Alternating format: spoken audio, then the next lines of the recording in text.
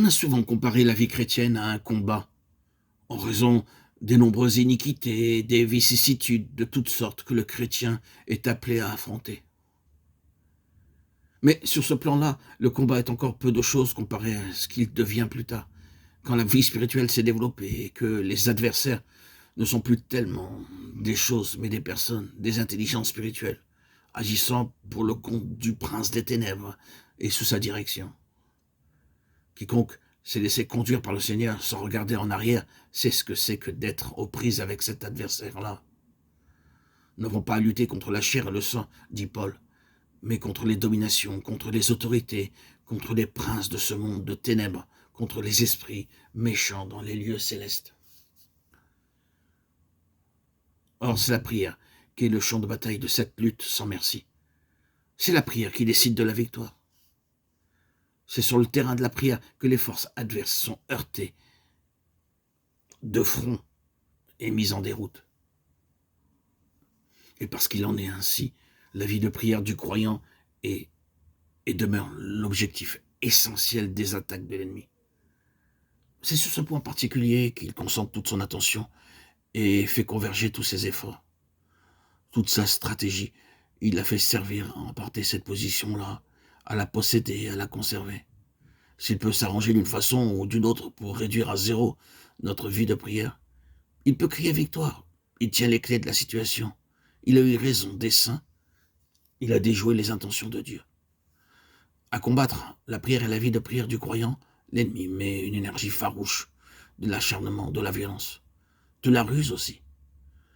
Il s'y prend de bien des manières. D'abord, dans un sens préventif, il prend les devants. Et c'est déjà une bataille terrible uniquement pour se mettre à la prière, pour s'y engager. Non pas simplement pour prier, c'est-à-dire pour articuler des mots, mais pour prendre conscience des vrais besoins de Dieu dans la prière, pour avoir la voix libre. Et il n'y a rien dans tout l'arsenal des ressources diaboliques, des artifices de Satan, de sa diplomatie, de son ingéniosité, qui ne soit mis en œuvre pour faire échec à la prière selon l'esprit. Vous croyez qu'il se mettra à la traverse de vos bonnes œuvres? Pas du tout.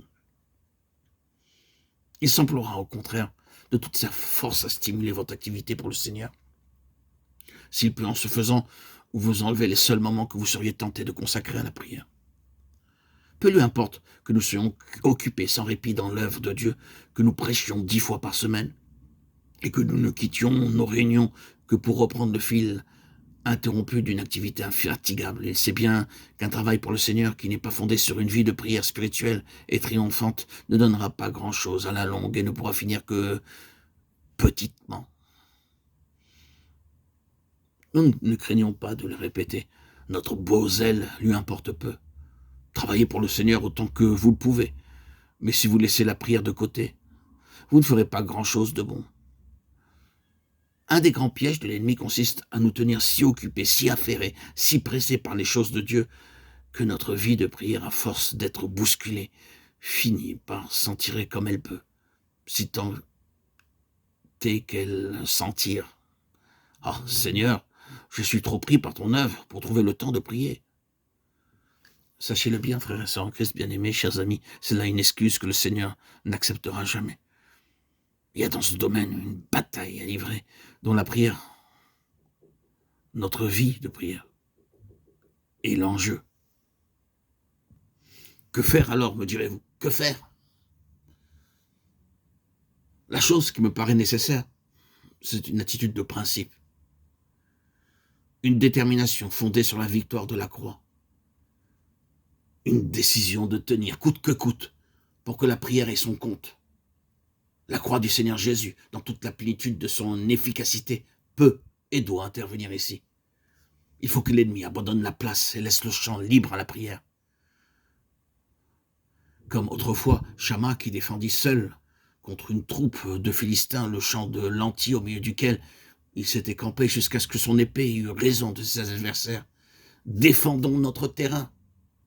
Le champ de Lanti peut représenter notre vie de prière, qui doit être protégée contre l'ennemi et mise au bénéfice de la pleine victoire du calvaire.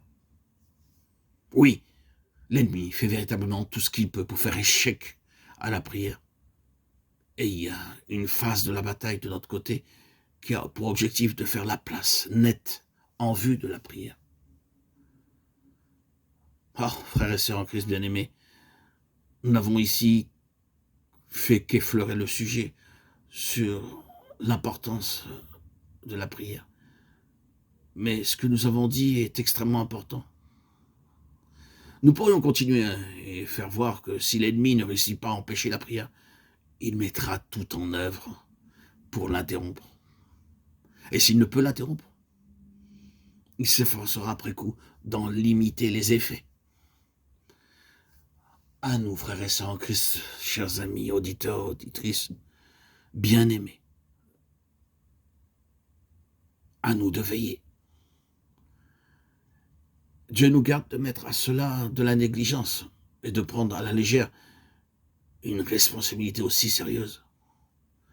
Quoi qu'il en soit, nous en savons assez sur cette question de la prière pour apprécier en face l'état où nous sommes, pour invoquer le nom du Seigneur sur notre situation et pour lui donner ainsi l'occasion de faire quelque chose de nouveau dans nos relations avec lui.